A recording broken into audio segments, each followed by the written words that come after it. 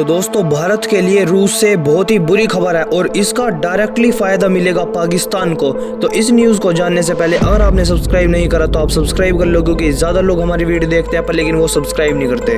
और ये कितनी बुरी खबर है आप इसी बात से अंदाज़ा लगा सकते हो। जैसे ये खबर आई थी उसके बाद पाकिस्तान की जो इकोनॉमिक हालत है उस पर एक सुधार करने की बातचीत चल रही है। सेंट्रल एशियन देश है, उनके साथ इनके बहुत ही अच्छे रिलेशन बनेंगे और रशिया के साथ भी। और आप में से कई लोग ये भी बोलोगे कि भारत तो पूरी दुनिया के अगेंस्ट में जाके रशिया की मदद कर रहा है और रशिया तो एकदम गद्दार निकला।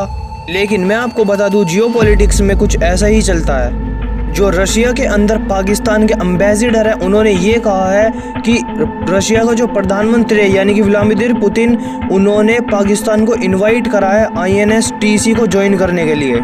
आप सोच रहे होगे ये INSTC क्या है, तो मैं आपको बता दूं तो इसकी फुल फॉर्म है international north south transport corridor. इस प्रकार से आप ये मान लीजिए, अगर आपको समझ में नहीं आ रहा, जैसे चाइना ने अपना belt and road initiative launch करा था, ऐसी रशिया का ये INSTC है।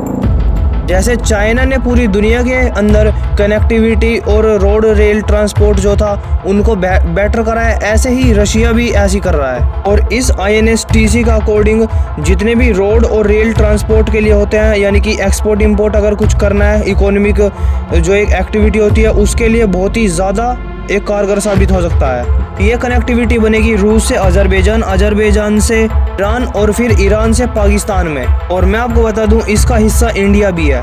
मैं आपको बता दूं इंडिया ने इतना एक्टिवली इस नेटवर्क के अंदर पार्टिसिपेट नहीं करा है, क्योंकि इंडिया को लगता है कि रशिया के अंदर तो इतने ज़्यादा सैंक्शन लगे हुए हैं और ईरान के अंदर भी, तो हम ट्रेड किससे करेंगे। और आज के टाइम पे रशिया पाकिस्तान को भी इस इनिशिएटिव के अंदर जोड़ने जा रहा है। और रशिया का कार्यक्रम कुछ ऐसा है कि जो ईरान के अंदर रोड कनेक्टिविटी बनाई है उसको डायरेक्टली पाकिस्तान के अंदर कनेक्ट करेंगे और जो चाइना का CPEC प्रोजेक्ट है फिर उसके साथ कनेक्ट कर देंगे। इससे इनडायरेक्टली चाइना भी इस इनिशिएटिव का एक पार्ट बन जाएगा। जो CPEC प्रोजेक्ट है पाकिस्तान के अंदर उसको भी बूस्ट मिलेगा। और इस नेटवर्क के द्वारा ना सिर्फ पाकिस्तान सेंट्रल एशियन देशों के साथ व्यापार कर पाएगा, जबकि पाकिस्तान और रशिया के जो रिलेशन है वो भी बेटर होंगे और उनकी एक कनेक्टिविटी बन जाएगी डायरेक्टली रशिया के साथ।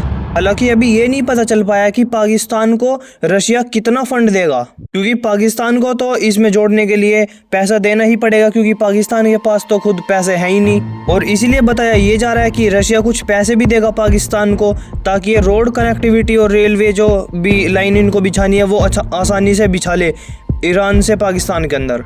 देखा जाए तो पाकिस्तान के लिए तो बड़ी धमाकेदार ये न्यूज़ है, पर लेकिन इंडिया के लिए उतनी ही बुरी है। ये चिंता की बात इसलिए है कि ना सिर्फ पाकिस्तान इससे अपनी जो ट्रेड है उसको बढ़ाएगा सेंट्रल एशियन और रशिया के साथ, बल्कि इससे रशिया और पाकिस्तान एज अ कंट्री भी बहुत ज़्यादा क्लोज आने लगेंगे, कि भारत के लिए आने वाले टाइम में खतरनाक हो सकता है। तो आपको ये लग रहा होगा कि अचानक से जो रशिया के प्रधानमंत्री है उन्होंने ये इनविटेशन क्यों भेजा है पाकिस्तान को।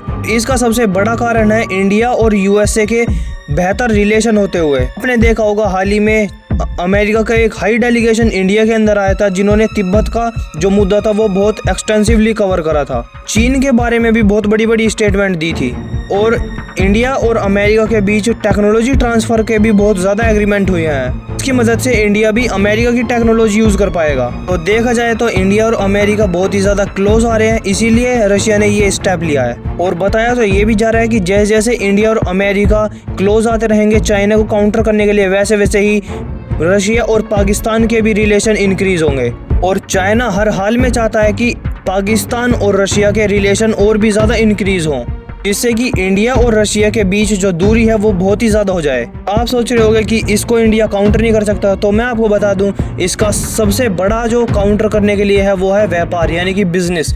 रशिया इसलिए चाइना की बहुत ज़्यादा सुनता है क्योंकि चाइना और रशिया के बीच में बहुत ही बड़े लेवल पे होता है और वो हर साल नए नए आंकड़े बनाता है व्यापार के मामले में चाइना। मैं आपको बता दूं इंडिया और रशिया का व्यापार भी 12 से 50-55 बिलियन तक जा चुका है, पर लेकिन ये 1/4 ही है चाइना के व्यापार का। इसलिए हमको इसको काउंटर करने के लिए अपना जो व्यापार है रशिया के साथ इसको डबल करना होगा, यानी कि $100 बिलियन तक तो करना ही होगा। इसके कारण जो रशिया की डिपेंडेंसी है चाइना के ऊपर वो खत्म होगी और इंडिया की भी वो बात सुनेगा और इंडिया के ऊपर भी बहुत ज़्यादा डिपेंड हो जाएगा।